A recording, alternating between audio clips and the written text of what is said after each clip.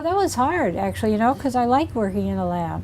I love working in a lab, actually. And, when you're in the lab, it's amazing, even though you don't necessarily, yeah, so you talk to people, but even though you may not be talking to them, you're doing your own work, you hear things. And so you're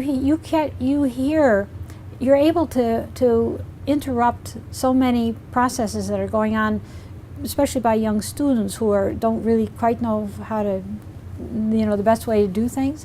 And so you can help them, right then and there, because you hear what's going on and you say, well, I think, no, you don't want to really add this reagent. I think you really mean to add this reagent first. And whereas if you're sitting over in your office and they come to you once a week or however often they come and talk to you, you miss all of that. So that was a real change for me, because I like being over there in the lab. And but it came time where I had to spend more time writing grants, because it's gotten more and more difficult getting grants. So I really had to spend more time focused on the grant writing. In the the early years, you would write a grant and it would get funded. So it's changed now considerably. And I think that's actually one of the things with young faculty. I try to help young faculty, stay in the laboratory, because once you get out of the laboratory, it's very hard to go back.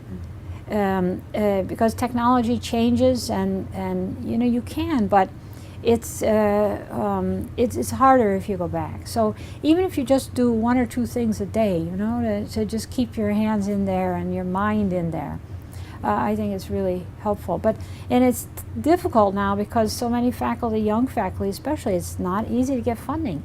And so they end up feeling like they have to write grants all the time, and which is in part true.